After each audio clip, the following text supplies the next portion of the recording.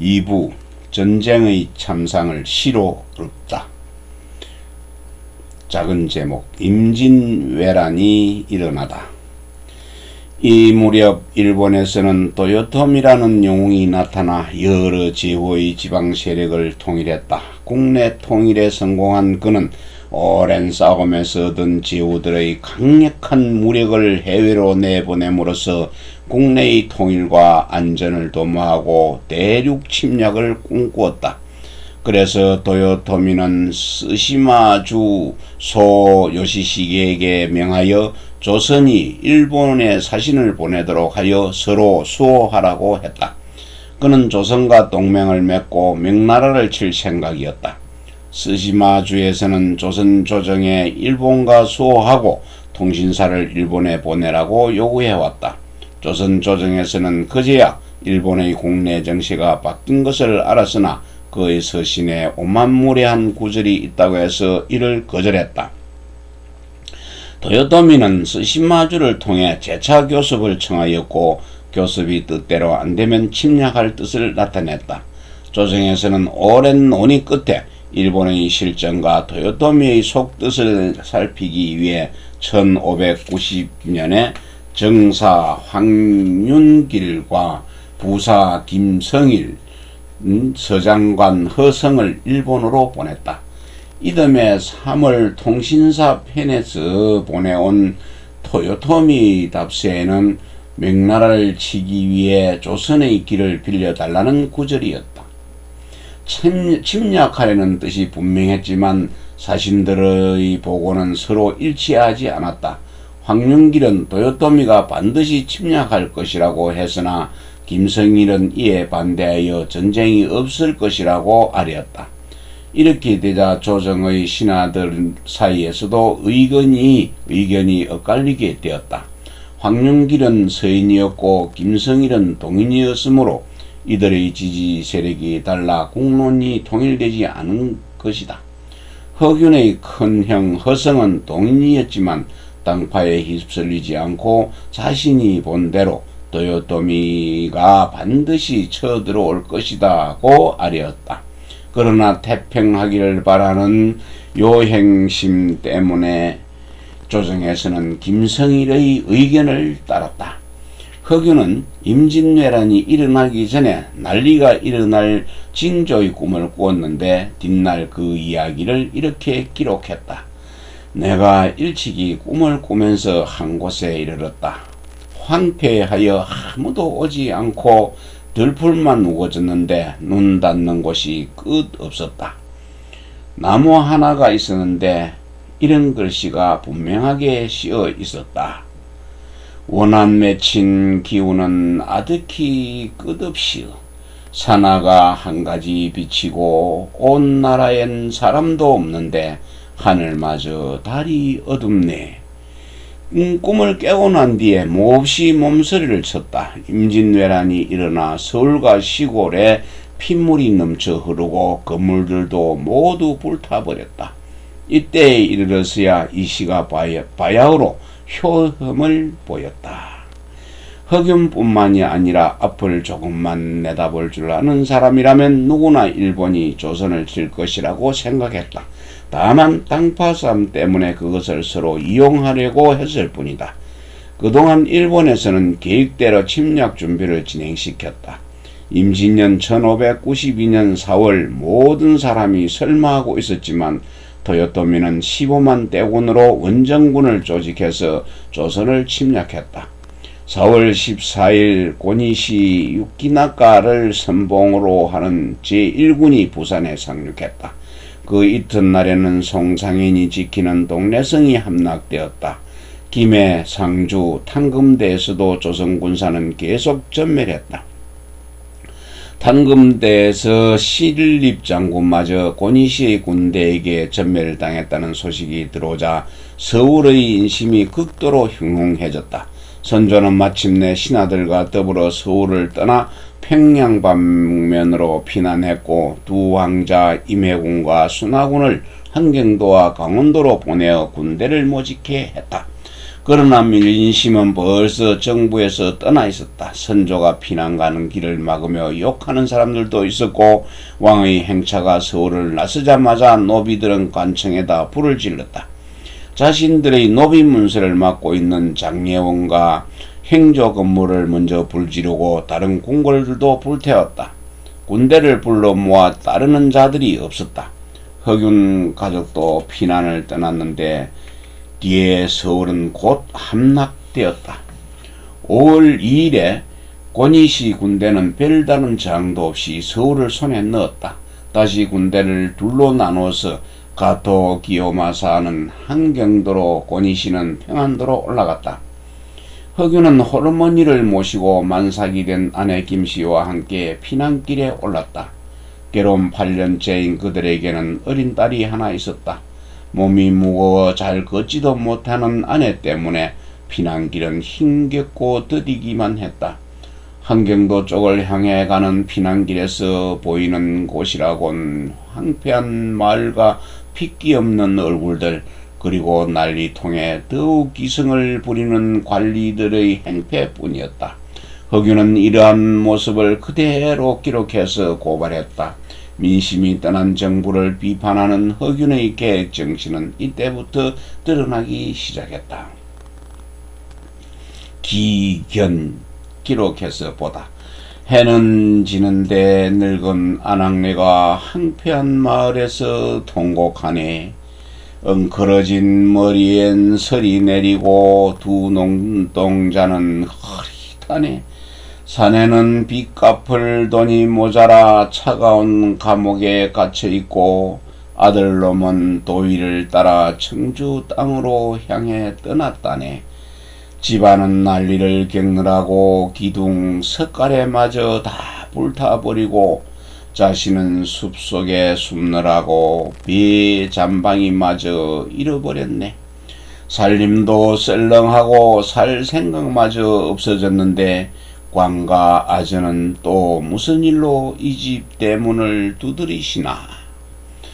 허균은 가토의 군대에 쫓겨 다니면서도 이곳저곳을 다니면서 경치를 즐기고 누적마다 걸려있는 시판들을 평했다. 원래 명성지라든가 영마을에는 다락에 시판을 걸어 놓았는데 대개는 찹스럽고도 진부한 시들이 모여 있어서 비록 새롭고 맑은 시가 끼어 있다고 해도 쉽게 가려낼 수 없었다. 그래서 난리 중에 왜군들이 햄판을 뜯어내 불 속에 집어넣는 것을 당연하게 생각하기도 했다. 왜냐하면 하늘이 싫어하는 시들이 다락 높은 곳에 걸려 있다가 끝내 천벌을 받은 것이라고 여겼기 때문이다. 허균이 피난길에서도 이 시비평하는 버릇을 버리지 못하고 즐기는 동안 아내는 만삭의 몸을 제대로 가누지 못하며 따라다녔다. 허균의 가족들이 가토의 군대에 쫓기 다니다가 단천에 이른 것은 7월 7일이었다. 단천은 한경도 남쪽 바닷가에 있었는데 칠성날 이곳에서 아내가 첫 아들을 낳았다. 그러나 그곳에서 마음 놓고 몸을 풀 수도 없었다. 왜군이 다시 들이닥친 것이다. 순변사 이영이 마철령을 지켜다가 물러섰다. 허균은 어머니와 아내 그리고 어린 딸까지 끌고서 밤새도록 고개를 넘었다. 인명력에 다다르자 기운이 다해 아내는 말도 제대로 하지 못했다. 마침 허영이란 사람이 마중 나왔기에 그와 함께 섬으로 피난했다. 그러나 그곳에도 마음 놓고 머물 수 없었기에 산성원에 있는 박록의 집에까지 겨우 이르렀다. 아내는 결국 10일 저녁에 목숨이 끊어졌다. 허균은 피난길에 출고 타고 다닌 소를 팔아 관을 사고 옷을 찢어서 염했다. 아내의 몸이 아직도 따뜻해서 차마 땅에 묻을 수 없었다. 그러나 외적이 곧 성을 공격한다는 소문이 들려오자 허균은 아내의 죽음을 뒷산 등성에다 임시로 묻었다. 그리고는 어린 딸과 갓난 아들을 들쳐업고 어머니와 함께 뒷산 등성이를 넘어 다시 북쪽으로 피난길에 올랐다. 아내 김씨가 허균과 함께 결혼 생활을 한 것은 겨우 8년, 그의 나이 겨우 22이었다. 그가 죽어가며 낳았던 아들도 결국 저지없어서 죽고 말았다. 아버지와 형, 누나, 그리고 아내와 외아들까지도 차례로 죽어간 것이다. 당시 겨우 24살이었던 허균에게는 너무나도 큰 시련이었다. 허균의 가족들은 길성현에 있는 영동역을 거쳐 경성 도읍에 있는 수성역까지 피난 갔다. 거의 국경 가까이까지 피난간 셈이었다. 그런데 허균처럼 한경도로 피난 왔던 임해군과 순하군이 가토의 군대에게 잡히면서 한경도의 피난 생활도 위험하게 되었다. 임해군은 원래 선조의 첫째 아들이었지만 성질이 너무 사나워서 인심을 얻지 못했다. 선조도 그를 마땅치 않게 여겼으므로 그의 아우 강해군을 세자로 삼았다. 임해군은 그 뒤에도 한경도 곳곳을 돌아다니며 백성들에게 행패를 부렸다. 나중엔 강원도로 피난갔던 아우 순하군까지도 이 무리에 끼었으므로 그 패가 더욱 컸다. 가토의 군대가 바로 뒤를 쫓아왔으므로 이들도 허균의 피난길 그대로 마천령을 넘어 7월 초에 회령에 이르렀다. 그곳에서 몇 달을 머무르면서 임해군과 순하군은 성질 사나운 하인들을 민가에 풀어놓았다. 이 하인들이 백성들의 재물을 노략질하고 고을 수령들에게 금품을 강요하여 이 두 왕자는 인심을 크게 잃었다.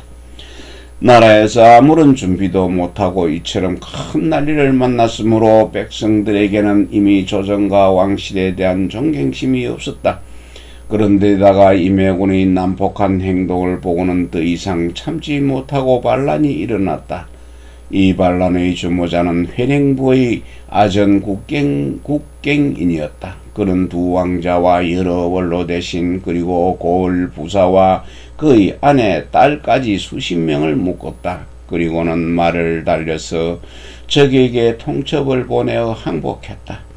국갱인은 본래 전주에서 한경도로 기양온 자였다. 기양와 있는 무리들이 평소에도 조정에 대해 원한을 품고 있었으므로 이 기회에 그들을 선동해서 반란을 일으킨 것이다. 가토는 혼자서 말을 타고 성에 들어와 이들의 항복을 받았다. 그는 결박된 왕자와 고관들을 풀어서 후하게 대우하고 반역자 국갱인을 오히려 꾸짖었다. 두 왕자를 진중에 머무르게 하고 경인에게는 회령을 그의 숙부 국세필에게는 경성을 지키게 했다.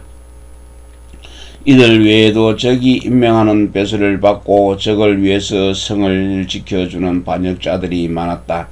왜군에게 함락된 성도 있었지만 평소에 억눌려 지냈던 백성들에게 포로로 잡히거나 죽임을 당한 수령들도 많았다.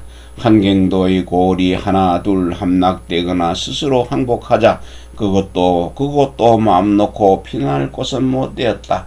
허균은 어머니를 모시고 백길에 올랐다.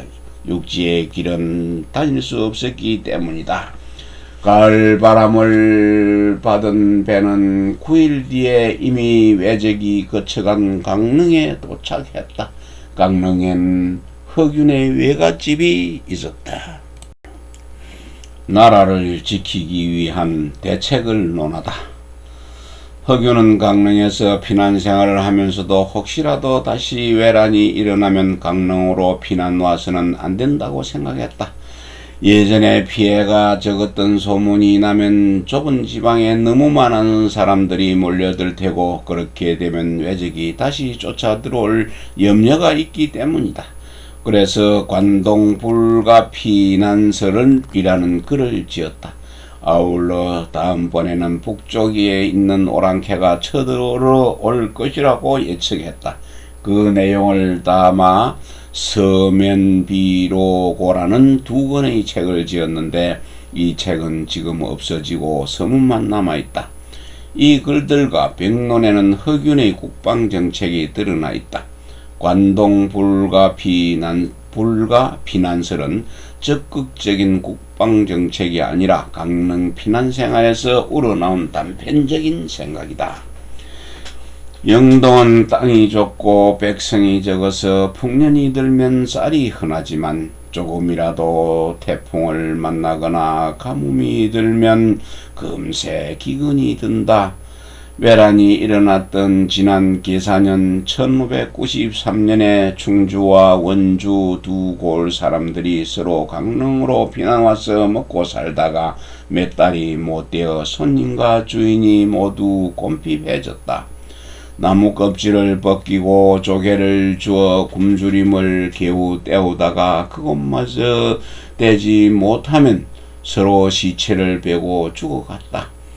이제 만일 난리가 다시 난다면 충주와 원주 두 골 사람들만 강릉에 모여들어 먹을 것이 아니라 온 나라에서 모여들 테니 내 생각에 그들 주인과 손님이 모두 굶어 죽게 될 것이 틀림없다. 남쪽의 왜적은 다시 오지 않겠지만 북쪽의 오랑캐는 본래 동북쪽에 침을 흘려왔다. 만일 고려 때와 같이 정주와 평산 이북을 차지한다면 적선이 관동 9골에 드나들기를 반드시 고려 때처럼 할 테니 참으로 두렵지 않겠는가. 허균은 이 글을 통해 강릉이 지난번에 피해가 적었다고 다시 피난갈 것이 아니라 수원 같은 곳으로 피난가라고 했다. 수원은 서울에서 가깝기 때문에 모든 백성들이 화를 피해서 다른 곳으로 갔는데 백성이 없으니까 왜군도 들어오지 않았던 것이다. 그는 허허실실의 피난법을 소개한 것이다. 다음에 전쟁이 나면 남쪽의 왜적이 아니라 북쪽의 오랑캐가 쳐들어올 것이라고 했는데 그는 걱정만 한 것이 아니라 서변비로고라는 두 권의 책을 썼다. 서쪽 변방의 오랑캐를 대비하자는 뜻의 책인데 북쪽 오랑캐가 자주 쳐들어왔던 고려시대의 방비책을 소개하고 북방의 산천과 성체를 기록했으므로 북쪽을 지키는 군사의 정원과 군량의 다소를 기록했다. 서문을 보면 허균이 이 책을 쓰게 된 동기를 알 수 있다. 북방은 태조 임금께서 왕업을 일으키신 곳이다. 조정 이래로 오랑캐에게 정해준 경계를 견고히 하고 성벽의 연못을 깊게 파는 등 온갖 힘을 기울여 이곳을 지켜왔다. 또한 착실하게 훈련된 병사와 말들을 모아다가 이곳을 지켰기에 내침이 있어도 쉽게 막았다.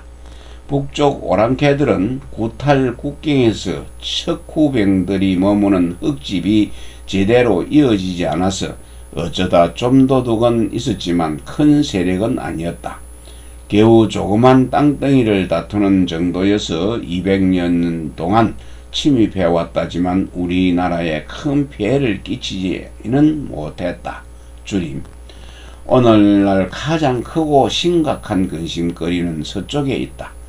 서쪽의 이 요새지는 다만 압록강 일대와 연평령만 있을 뿐이다. 압록강의 얼음이 얼면 팽팽한 땅처럼 되고 연평령 또한 험하지 않아 쉽게 넘어올 수 있다. 이곳만 지나면 수레를 나란히 하여 순조롭게 진격하니 대정강, 박천강에서 사형까지는 그들을 막아낼 만한 곳이 없게 된다. 그래서 저기 압록강을 건넌지 열흘도 채 못되어 평양성 아래까지 이를 수가 있다. 게다가 오랫동안 평화스러웠기에 황해도와 평안도 일대의 골들은 누각이나 꾸미고 술잔치를 사치스럽게 벌여 사신을 즐겁게 하는 것만 일삼고 있을 뿐 견고한 방비가 어떤 것인지 알지 못한다. 문관과 무관들도 시절이나 즐기며 임기가 차기만 기다려 옮겨갈 생각만 할 뿐 군적은 반나마 비었으며 군사들의 조련 또한 폐하였다. 성체는 이지러졌으며 해자는 메어졌고 무기는 녹슬었으며 군량미는 다 떨어졌다.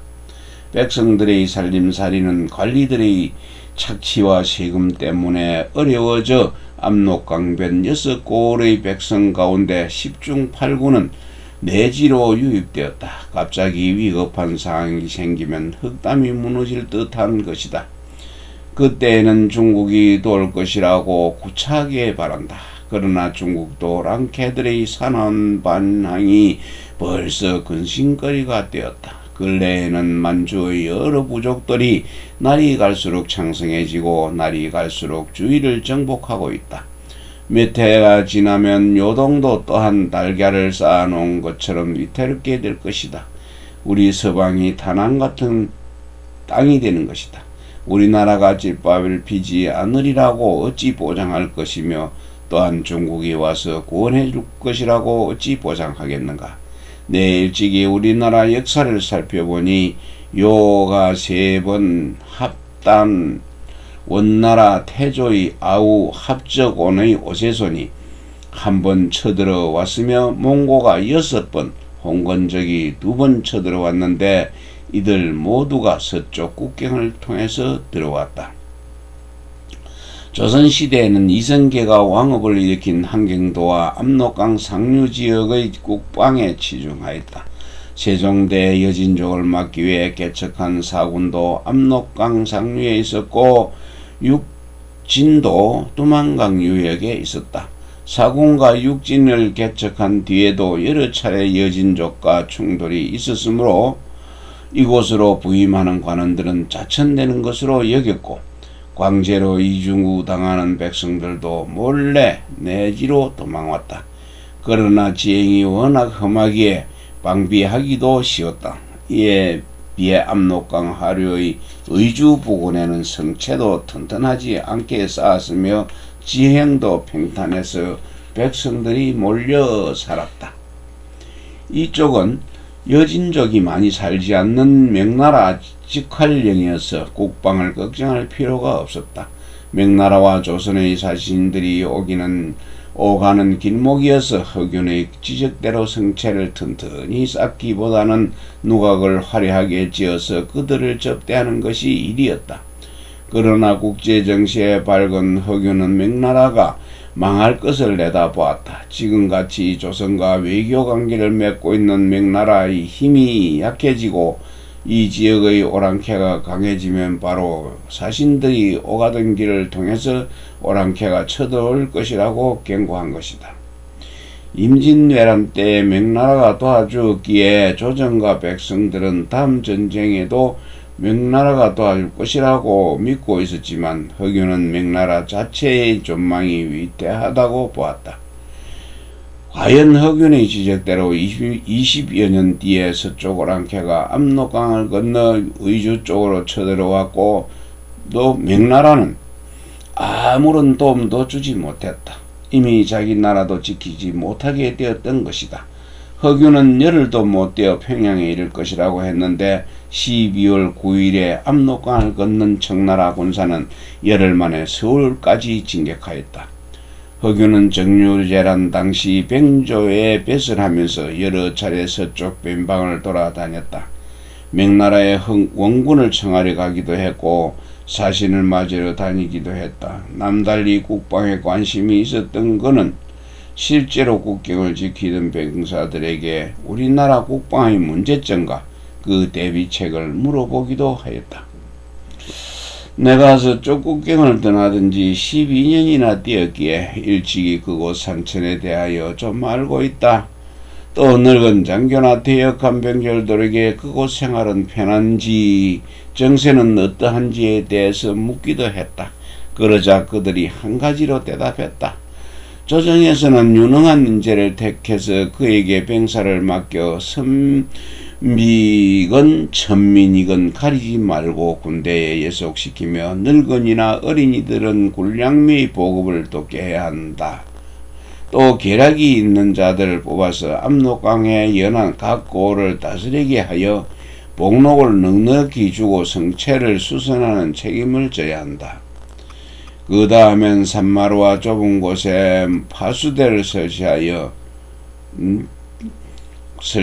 합니다. 또 삭주, 기성, 안주 등지에 진을 갖추어 중무장한 군대를 머물게 하고 둔보끼리 서로 식량을 대어 병졸들의 의식이 넉넉해지고 무기와 훈련이 충분케 해야 합니다. 이렇게 된 뒤에야 만약 적이 쳐들어온다면 적의 철갑 기병이 수만이더라도 어찌 부수고 넘어오겠습니까? 병사들이 말한 대비책은 허균이 평소에 생각하던 대비책이기도 했다. 양민에게만 병력의 의무를 지울 것이 아니라 선비와 천민까지 상하 모두가 병력의 의무를 지고 나라를 지키자는 주장은 당시 신분사회에서는 세대를 앞서간 주장이었습니다. 군대에 나가지 않는 늙은이와 어린이들이 군량미를 내어서 보급을 도우면 온 백성이 나라를 지키는 셈이 된다. 그러면은 인적, 물적 자원이 넉넉해져서 성체도 든든하게 수리할 수 있고 온 백성의 마음도 하나가 되어 나라를 지킬 수 있게 된다는 것이다. 실제로 성체를 미리 수선한 임경업은 병자호란 때에 의주 백마산성을 든든히 지켰다. 허균은 쓸만한 군사가 없는 우리나라가 아직 나라를 유지하고 있는 것이 요행이라고 비꼬면서 병론을 지어 그 첫머리에서 이렇게 말했다. 천하에 군사 없는 나라가 있는가? 없다. 나라에 군사가 없으면 무엇으로서 포악한 침입을 막을 것인가? 포악한 침입을 막을 수단이 없으면 나라가 어떻게 스스로 설 것인가? 임금은 어떻게 높임을 받을 것인가? 백성은 어찌러이 하루라도 베개를 높이 하고 잘 것인가? 그런데도 천하에 군사가 없는 나라가 있다. 군사가 없으면서도 수십 년이나 보존한 나라는 예나 지금이나 없는 법인데 우리나라가 바로 그런 나라이다. 그렇다면 포악한 침략을 막을 수단이 없으면서도 우리나라가 천승의 행위를 보존한 데는 그럴 만한 방책이라도 있었던가? 그렇지도 않다. 오직 우연이었을 뿐이다. 내가 왜 우연이라고 말하는가? 외놈들은 물러간 뒤에 우연히 다시 오지 않겠고 여진족 추장은 누르하치도 우연히 우리나라를 침략하지 않았으며 복로도 우연히 북쪽 변방을 시끄럽게 하지 않았다. 그래서 우리나라는 걱정할 것이 없으니 세월을 구경이나 하면서 헛되이 보냈다. 군사가 없다고 말한 것은 군졸이 전혀 없다는 뜻이 아니고 군졸이 적어서 쓸 수가 없다는 뜻이다. 군졸이 적은 까닭은 군대의 행정을 제대로 운영하지 않았기 때문이요. 그나마 쓸 수가 없다고 한 까닭은 장수건 병졸이건 적당한 사람이 없기 때문이다. 나라를 자기 힘으로 유지하기 위해서는 다른 나라의 침입으로부터 자기 나라를 지킬 군사가 필요하고 임금이 높임을 받기 위해서도 군사가 필요하다. 그런데도 우리나라는 쓸만한 군사가 없으니 처음부터 자기 힘으로 나라를 지키고 임금 노릇할 생각이 없었던 것이다. 그동안 중국이 지켜주었고 요행이도 다른 나라가 쳐들어오지 않았다. 그러나 허균은 그것이 모두 우연이라고 생각했다. 허균 당대의 누르하치는 우연히 쳐들어오지 않았지만 허균이 걱정한 대로 그의 아들 태종이 쳐들어와 남한산성을 함락시켰다. 인조가 청나라 태종 앞에 무릎을 꿇고 9번 절하면서 탈북한 것도 모두 쓸만한 군사가 없었기 때문이다. 허균은 북쪽 오랑캐의 침입을 여러 차례 막았지만 고려시대의 국방정책을 설명한 뒤에 당시 조선에 군사가 없는 이유를 구체적으로 들었다. 오늘의 우리 땅을 고려 때와 견주어 보아도 늘거나 줄어들지 않았으며 백성의 수요도 더 늘거나 줄어들지 않았다. 그런데도 늘 군사가 없다고만 하면서 무서워 벌벌 떠니 참으로 알 수 없는 일이다. 오늘날 군사가 가운데 뱃슬이 아치나 재상의 아들 조정의 유생들이 소속되지 않았을 뿐이다. 뿐 아니라 종이나 천민들도 모두 병적에서 빠지려고 애를 쓴다. 게다가 군사들이 써야 할 물자는 병사를 맡은 관리들이 뜯어먹어서 골수까지 벌써 말라 빠졌다.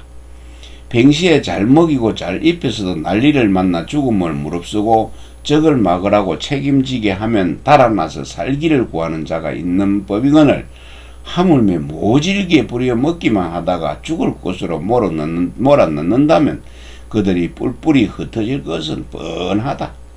서변비로고의 서문에서 말한 것처럼 그는 이 글에서도 양반 사대부들이 군대에 나가지 않기 때문에 군사가 적다고 설명했다. 고려시대보다도 땅도 커지고 백성도 많아졌는데 군사가 적어진 이유는 벼슬아치나 재상의 아들 조정의 유생 그리고 종과 천민들까지 군대에 나가지 않으려고 애쓰기 때문이었다. 힘이 없는 백성만 군사가 되는 데다가 그들이 입고 먹을 물자까지 관원들이 빼돌리니 전쟁이 일어났을 때 정작 목숨을 걸고 싸울 군사가 없는 것은 뻔한 일이었다. 허균은 이 모든 책임을 임금 한 사람에게 돌렸다. 장수를 고를 때에는 반드시 백성을 잘 다스리는 자를 써야만 한다. 백성을 다스리는 법과 백성을 다스리는 법도 참으로 같지 않거든. 하물며 백성도 제대로 다스리지 못하면서 윗사람이나 잘생기는 사람을 장수로 뽑아서 못하랴.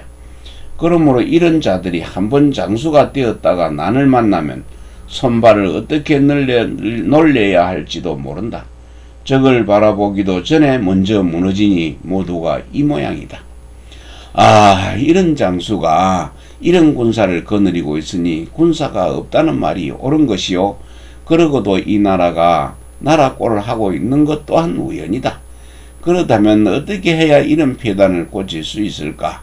고려 때의 제도와 같게 하면 군사가 강해질 것이고 장수를 잘 고르게 되어 나라가 나라답게 될 수가 있다. 그러나 많은 군사를 거느리고 국경에 오래 있었던 장수치고 사람들의 헐뜯음과 임금의 의심을 받지 않은 자가 드물다. 군사를 강하게 훈련시키고 아랫사람들을 잘 단속하며 군율을 엄하게 하되 위와 아래가 서로 친해서 적국이 두려워하던 장수라도 한번 임금의 의심을 받게 되면 발을 돌릴 사이도 없이 몸은 죽음에 빠지고 따라서 나라도 위태롭게 된다. 이로써 본다면 병사를 잘 다스리고 장수들을 잘 거느려서 그 나라를 강하게 할 수 있는 자는 오로지 임금뿐이다. 허균은 결국 조선에서 군사가 없는 것이 모두 임금의 책임이라고 말했다. 임금이 임금 노릇을 못하기에 장수를 믿지 못하고 신임받지 못한 장수는 군사를 기르지 못한다. 임금이 재상을 믿지 못하기에 재상도 국력을 기르지 못한다. 임금이 모든 권한을 가지고 있던 조선시대에 모든 책임을 임금에게 돌리는 글을 쓰기는 어려운 일이다. 그런데 허균은 백론에서 그렇게 썼다. 어디 백론뿐인가? 학론에서도 참다운 학자를 등용하여 경륜을 펼치게 하는 것이 임금의 책임이며 그러기 위해서는 임금이 그 마음을 바르게 해야 한다고 했다. 임금이 참으로 공과 사를 바르게 분별한다면 참과 거짓도 알아내기 어렵지 않을 것이다. 이미 공과 사, 참과 거짓을 분별한다면 반드시 이치를 공고하고 도리를 밝히는 사람이 나와서 그들이 배운 것을 행할 것이다. 자신의 거치나 꾸미는 자들은 감히 자신들의 계책을 행하지 못하여 모두 깨끗이 거짓을 버릴 것이며 나라의 커다란 시비도 그에 따라서 정해질 것이다. 그렇다면 그러한 기틀이 어디에 있을까? 그러한 기틀은 임금 한 몸에 있으며 역시 그 마음을 바르게 해야 한다고 말할 수밖에 없다. 땅파 싸움이 성행한 것도 임금 자신이 마음을 바르게 하지 못했기 때문인데 특히 광해군은 즉위 과정에서 문제가 있었으므로 자신의 마음을 바르게 할 수 없었고 공과 사를 바르게 분별할 수도 없었다.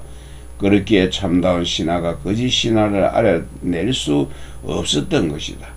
허균은 정론에서도 정치의 책임을 신뢰보다는 임금에게 돌렸다. 후세에 세종같이 훌륭히 다스린 임금이 없었던 까닭은 모두 이런 데서 연유한다. 그렇다면 어떻게 해야 하겠는가? 임금이 밝음으로써 아랫사람을 살피고 믿음으로써 적당한 신하에게 맡긴다는 두 가지 원칙을 지키면 다 이룰 수 있다. 그 결과야 임금의 굳은 의지와 결단에서만 나올 뿐이다. 아무리 훌륭한 신하가 있어도 임금이 밝은 눈으로 살펴 벼슬을 주고 신임해서 일을 맡기지 않으면 나라를 잘 다스릴 수 없다. 결국은 항론에서 주장했던 것 같이 조선 같은 전제 국가에서는 임금이 마음을 바르게 해야 한다. 나라가 잘 다스려지는 것이다. 그러나 현실은 그렇지 못했다. 허균은 뒷날 홍길동전을 지어서 홍길동 같은 영웅을 만들었지만 거의 이 활빈당 행적으로도 나라를 구하지 못했다. 결국은 홍길동 자신이 율도국을 정복하고 임금이 되어 이상국가를 다스렸던 것이다.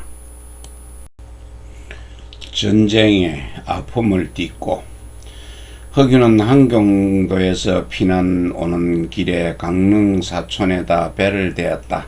그곳에는 예전에 외할아버지 김광철이 세웠던 애일당이 있었기 때문에 비교적 편안한 생활을 즐길 수 있었다.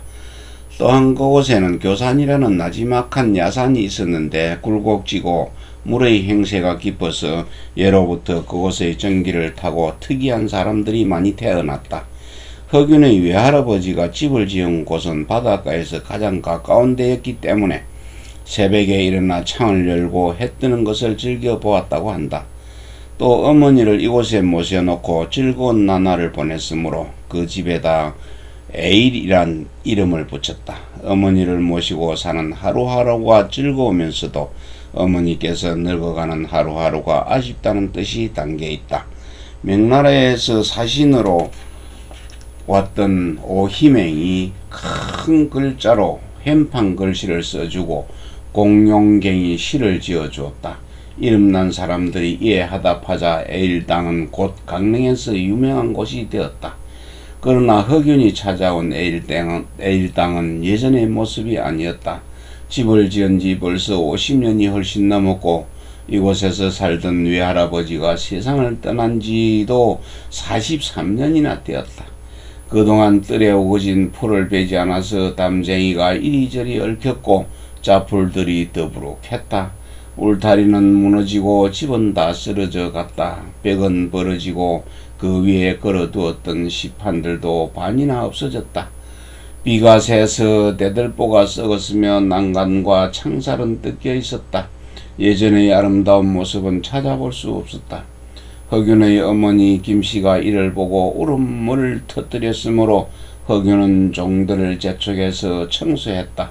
더러운 것을 치워냈고 풀들을 베었다. 물을 뿌려 쓸어낸 뒤에 어머니와 함께 그곳에 머물렀다. 그리고는 외할아버지가 자기 어머니를 위해 에일 땅을 지은 효도의 마음 그대로 자신도 어머니의 뜻을 편안케 받들어 모시겠다고 다짐했다.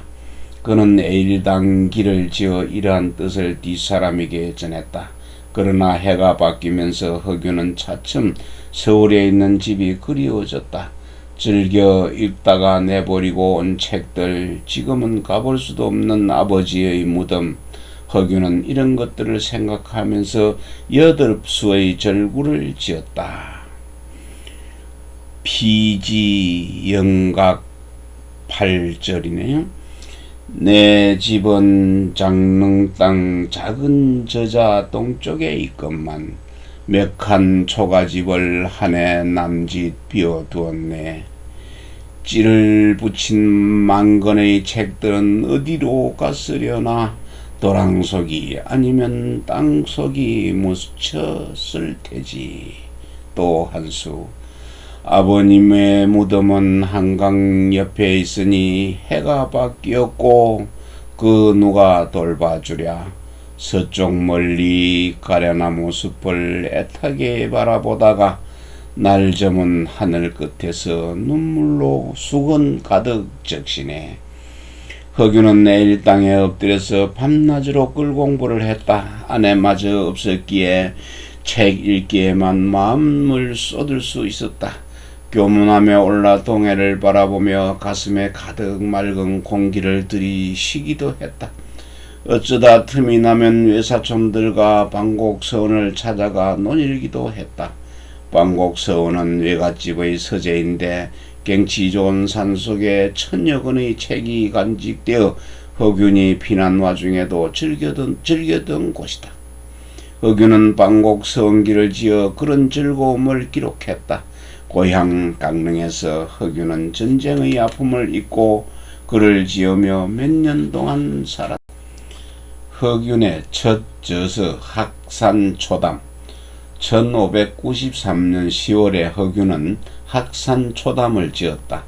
전쟁이 일어나기 전에 북리집이나 섬궁리 창록을 지었다고 하지만 그것들은 습작시를 몇십 편씩 모은 것에 불과하며 그나마 임진왜란 중에 다 타버렸으므로 실질적으로 그의 첫 저서는 25살에 지은 학산초담이다.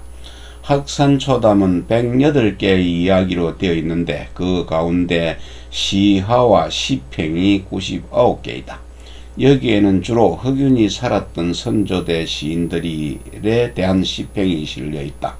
여러 시인에 대해서 말하고 있지만 허균 자신이 학당파 시인인 이달에게 당나라 시를 배웠던 만큼 그 시대의 새로운 흐름이 학당파에 대해서 가장 많은 이야기를 담고 있다. 우리나라의 시인들은 시를 배울 때 그 모범을 중국 시인들 가운데서 찾았다. 비록 우리나라 사람을 스승으로 모시고 시를 배웠다고는 하지만 스승에게서 배운 건 역시 중국의 시였고 읽은 책 또한 우리나라 사람의 책보다는 중국의 시집이 훨씬 많았다. 그것도 당시의 시가 아니라 옛 시들을 배우고 익혔으며 즐겨 따랐다. 우리의 한시가 꽃을 피운 것은 고려 중엽부터이다. 그때부터 우리나라에서는 같은 시대에 중국 송나라 시인이었던 소동파의 시를 높이 보기 시작했는데 과거 시험 급제자 발표가 나면 이번에도 33명의 소동파가 나왔다고 할 정도로 모두들 소동파의 영향을 벗어나지 못했다. 이러한 흐름은 성리학을 기반으로 한 조선조에 들어와서 더욱 심해졌다. 그렇게 모든 시인이 송나라의 사변적인 시를 익히기에 다른 생각이 없을 때 당나라의 정감적인 시를 익혀서 새로운 시를 짓고 문단의 흐름을 뒤바꾼 학당파 3당 시인이 일어났다. 최경창, 백광훈, 이달 이들이 바로 그 3당파 시인이었는데 이 세 시인들은 모두 허균과 가까운 사이였다.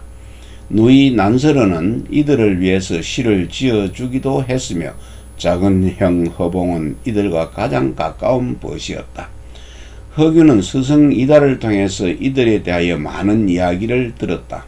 허균은 일찍이 많은 책을 읽었고 기억력도 좋았으므로 여러 시인의 시만 읽고서도 그들이 시를 익힌 과정을 날카롭게 파헤쳤다.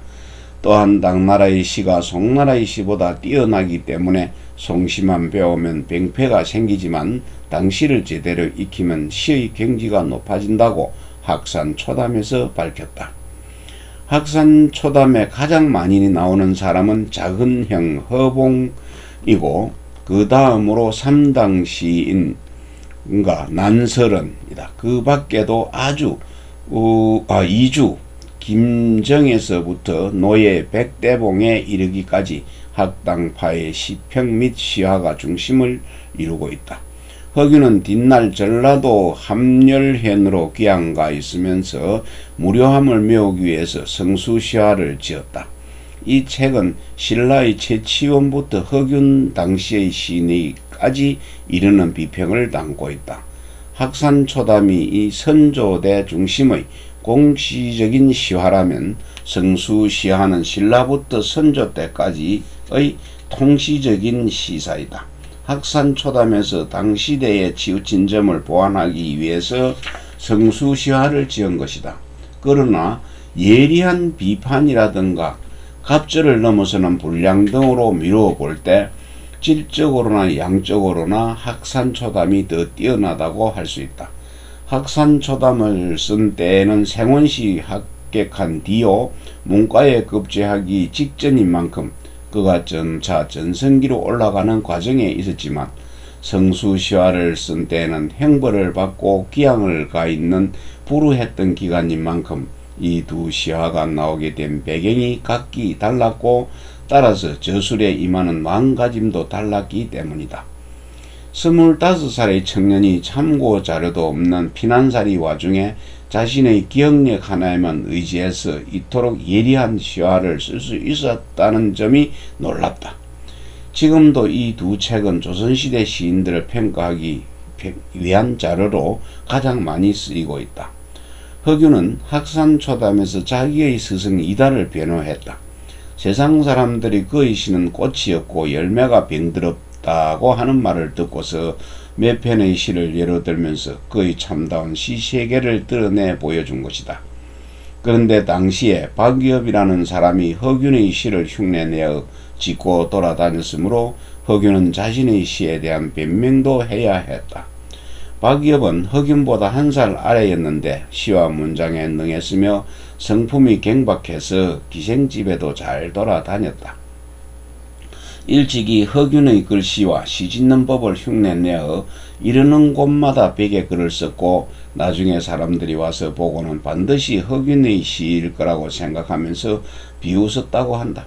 그렇지 않아도 성품이 경박하고 행실이 단정치 못하다는 평을 듣고 있던 허균은 박이업의 시 때문에 더욱 많은 놀림과 비웃음을 받아야만 했다. 허균은 학산초담에서 자신을 흉내낸 시들의 예를 들었다. 상춘곡. 봉황문이 저고리는 가볍고 엷어 봄추위가 스며드는데 은병풍에 기대어 이별을 원망하네. 낭군께서 한번 가신 뒤로 돌아오시지 않아 봄바람 손꼽아 기다렸건만 또 3월 되었네. 봄을 상한 곡입니다. 다음엔 동선요. 파랑새는 훨훨 날아 비단편지 전해주고 광한전에는 옥피리 소리 가득하네. 아마도 신선세계의 꽃같은 여인이 풍류 넘치는 허시중을 웃으며 가르쳤겠지. 마지막 구절에서 자신을 신선세계에 논이는 풍류나마 허시중이라고 밝혔으므로 이 시는 더욱이나 허균의 시라고 의심받았다. 아래의 시는 허균이 죽은 뒤에 그의 시집에 실기까지 했다. 허균은 이 일에 대해서 이렇게 변명을 했다. 그의 시격은 나와 비슷했다. 게다가 글자의 핵까지도 비슷하여 참과 거짓을 가릴 수 없었으므로 사람들이 참으로 미혹되었다. 나도 이 때문에 화류가에 드나드는 이름까지 얻게 되었으니 참으로 우스운 일이다. 옛사람들은 찻집이나 술집까지도 의롭게 드나들지 않았으니 하물며 이보다 심한 일이 있겠는가. 20대 초반에 허균의 시를 흉내내는 시인이 있을 정도로 그는 이미 특색 있는 시인이 되어 있었다. 낙산사에서 시집을 읽다. 허균은 에일당에서 글을 읽다가 낙산사에 올라가 날을 보내기도 했다. 그곳에서 불교 이야기를 들으며 호기심을 가지기도 했고 나이를 따지지 않고 스님들과 사귀기도 했다. 그가 특히 흥미를 느낀 스님은 옥준선사였다. 이 늙은 스님은 낙산사에서 돌을 닦고 있었는데 돌을 깨우친 것이 매우 높았으므로 쌍림사에서 그를 받들었다.